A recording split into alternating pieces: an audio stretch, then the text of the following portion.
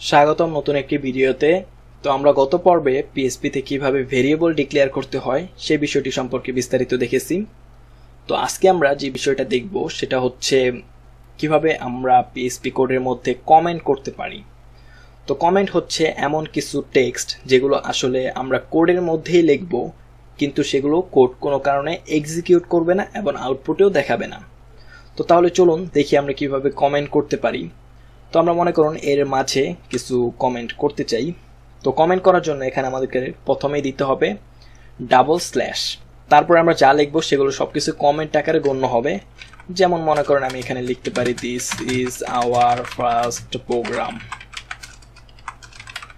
তারপরে এখন যদি আমরা এটাকে রিলোড করি তাহলে দেখুন আমাদের কোডগুলো কিন্তু সাকসেসফুলি রান করতেছে এবং আউটপুটে দেখাচ্ছে কোনো ধরনের এরর ছাড়া।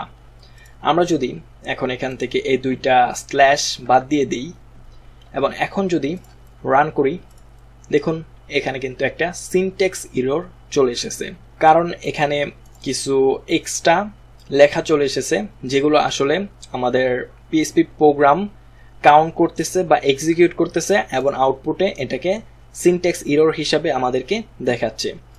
তো যখনই আমরা এইভাবে কমেন্ট করে দিব তখন কিন্তু এটা আর এক্সিকিউট হবে না এবং আমাদের আউটপুটে এটা দেখাবে না। তো আমরা কিন্তু সাকসেসফুলি আমাদের রিয়েল কোডটুকুই আউটপুটে দেখতে পাবো। তো কমেন্ট করার আরেকটা উপায় রয়েছে, সেটা হচ্ছে হ্যাশ।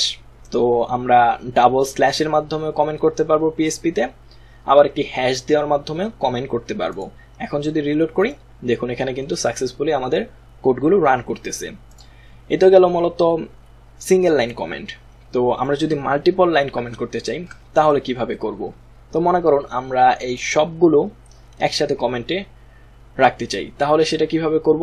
একটা উপায় রয়েছে, আমরা চাইলে এখানে ডাবল স্ল্যাশ প্রতিটি লাইনের আগে দিয়ে দিতে পারি বা হ্যাশ দিলেও হতো, তাহলে কিন্তু সবগুলো কমেন্ট হয়ে গেল।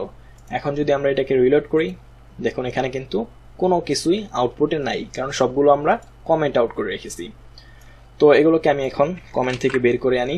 তারপরে আমরা যদি এখানে এই সবগুলোকে একসাথে কমেন্ট আউট করতে চাই তাহলে সেটা কিভাবে করব?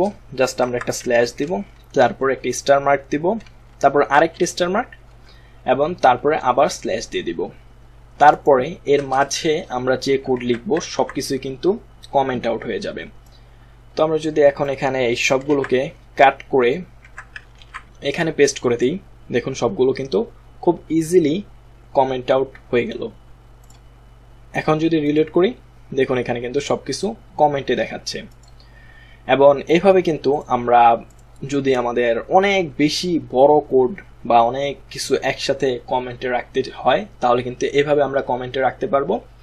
আর যদি সিঙ্গেল লাইন কমেন্ট হয় তাহলে আমরা জাস্ট ডাবল স্ল্যাশ অথবা হ্যাশের মাধ্যমে কমেন্ট করে রাখতে পারবো। তো কমেন্ট খুবই গুরুত্বপূর্ণ একটি বিষয়।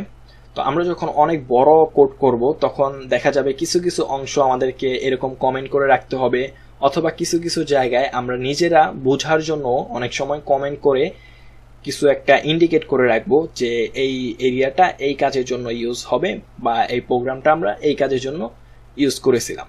তো এই জন্যই মূলত কমেন্ট আউটটা করা হয়। তো আপনারা কমেন্টের অভ্যাস গড়ে তুলবেন, খুব ভালো হ্যাবিট এটা। আপনি যদি বেশি বেশি কমেন্ট করেন তাহলে কোডগুলো খুবই বুঝতে সুবিধা হয়। আপনি যখন একটা কোড করে কোনো একটা প্রোগ্রাম রচনা করবেন তারপরে সেটা শুধু যে আপনিই ব্যবহার করবেন এমন কিন্তু নয়, আপনার পরবর্তীতে দেখা যাবে অনেক ডেভেলপার সেগুলোকে ব্যবহার করতে পারে। তখন আপনি যদি খুব ইজিলি সেইগুলোকে কমেন্ট আউট করে করে ইন্ডিকেট করে দেন, আলাদা আলাদা করে সেগুলোকে সেপারেট করে বুঝিয়ে দেন যে এটা এই কাজের জন্য ব্যবহার হয়েছে, তারপরের লাইনটা এই কাজের জন্য, লাইন বাই লাইন কমেন্টের দরকার নাই, একটা নির্দিষ্ট অংশ আপনি কি কাজের জন্য ব্যবহার করতেছেন সেটা কমেন্ট আউট করে রাখতে পারেন। তো এই ছিল মূলত আজকে ভিডিও। আশা করি ভিডিওটি ভালো লেগেছে। যদি ভালো লাগে তাহলে অবশ্যই একটি লাইক দিবেন এবং এই সম্পর্কে কোনো মন্তব্য থাকলে তা অবশ্যই কমেন্টে জানাবেন। ধন্যবাদ সকলকে পুরো ভিডিওটি দেখার জন্য।